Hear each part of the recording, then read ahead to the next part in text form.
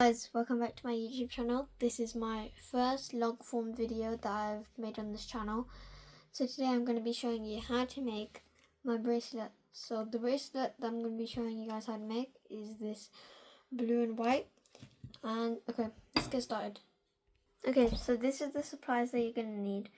So you're going to need these beads. These beads I got from Pakistan. The centerpiece and the dividers I got from Temu, so if you want to buy them, you can. I'm going to be using Crystal Tech for the string, and just any scissors would work. So let's move on to actually making the bracelet. Okay, so I've already started putting the beads in. So once you put 5 whites and 5 blues, and obviously the dividers as well, then this is when you add the centerpiece. And then you can just carry on adding the rest of the beads.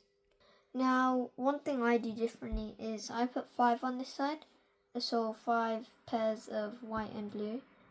But on this side, the second side, I put 4 because I was trying it out and it just seems to fit better.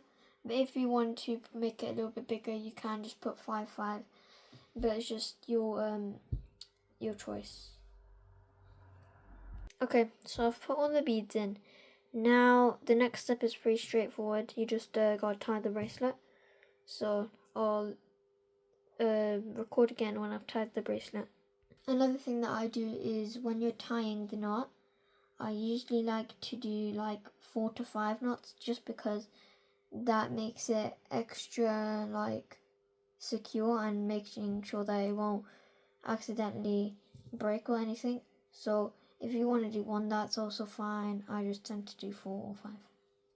Okay, and this is the final result. So, this is the final result. But again, I do make way more bracelets. So, if you would like to see any more tutorials, just comment that down below.